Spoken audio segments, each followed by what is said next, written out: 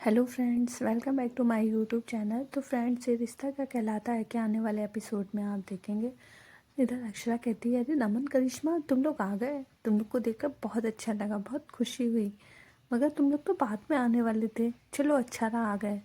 अक्षरा कहती है, कोई बात है, क्या हुआ, कुछ हुआ है क्या? इधर करिश्मा का मिस्ट्री से कहती है, बेटा तुम बाहर जाकर खेलो। इधर करिश्मा आती है, कहती है, भाभी आपने तो मुझसे प्रॉमिस किया था ना, आप मिस्टी का बहुत अच्छे से ध्यान रखोगी, इसीलिए मैंने आपके साथ उसे छोड़ा था। अक्षय कहती, हाँ करिश्मा, क्यों, क्या हुआ?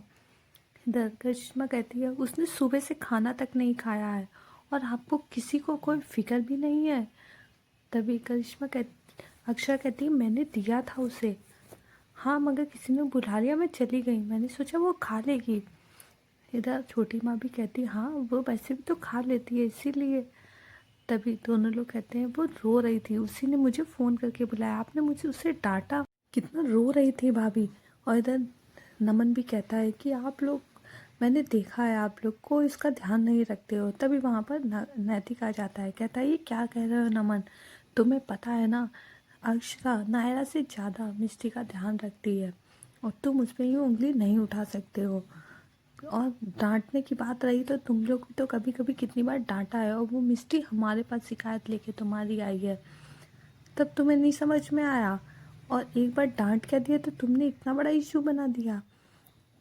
तभी इधर करिश्मा कहती है, अपनेपन की तो बात ही मत कहो, आप लोग तो हम लोग को पराया करते, गलती क्या हुई, आप लोग ने तो हमें अलग ही कर दिया, और वहाँ शौर्य दादू ने इतनी बड़ी गलती की, लेकिन सब लोग उन्हें घर ले आए, और उनकी इस गलती के आगे तो मुझे ऐसा लगता है कि जैसे मैं ही इतनी गलत थी। मुझे बहुत तकलीफ़ होती है, बहुत दुख होता है। तभी वहाँ पर नक्शा जाता है और चाचा चाची को गले लगा लेता है। इधर आप देखेंगे कि वर्षा अपना कान का झुमका निकाल रही होती है, लेकिन निकल नहीं रहा होता है। तभी वो अनन्या को आवाज़ देती है, लेकिन अनन्या नहीं सुनती। वहाँ पर शौर्य आ जाता है और उसका झुमका निकालने में मदद करता है। तभी वर्षा कहती है, अच्छा बेटा तू आ गई। तभी वो देखती है शौर्य है, तो वहाँ से चली जाती है, कहती है, आपकी दवाई यहीं पर रखी हुई है। तो शौर्य को बहुत ही बुरा लगता है। आगे आप देखेंगे अक्षरा नक्श से पूछती है, बेटा नायरा को तुमने देखा क्या? तभी नक्श कहता है, मम्मा वो नाराज़ होगी तो कोई बात नहीं, अभी भी उसका मुंह फूला होगा, लेकिन मैं मना कर अभी लाता हूँ। तभी मिस्टी आती, कहती, ताई जी मुझे पता है नायरा दीदी कहाँ है। इधर आप देखेंगे अक्षरा जाती है, देखती है कि वो सुकन्या के पास बैठी हुई है, तभी उसे मनाने जा रही होती है। तभी वहाँ पर आ जाता है नैतिक, कहता है कि अक्षरा मैं मनाने जाऊँ? तभी अक्षरा कहती है, नहीं नैतिक, अगर गलती मेरी है तो मुझे मनाना चाहिए ना, वो मुझसे नाराज़ है। लेकिन नैतिक कहते हैं, अगर आप सॉरी बोलेंगी तो इससे तो ये लगेगा कि गलती आप ही की थी, मुझे लगता है मुझे मनाना चाहिए। तभी अक्षरा कहती है, ठीक है नैतिक, आप प्लीज़ मना लीजिएगा।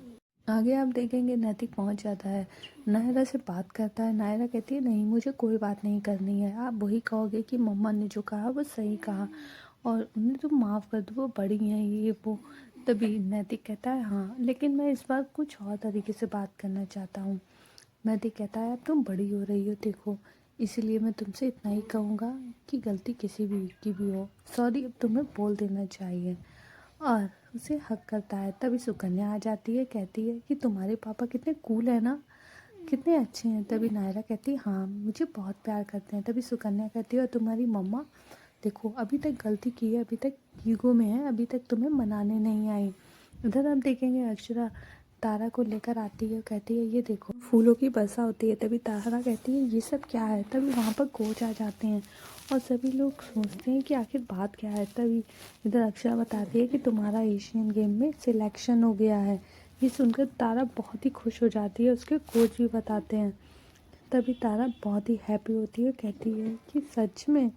हाँ।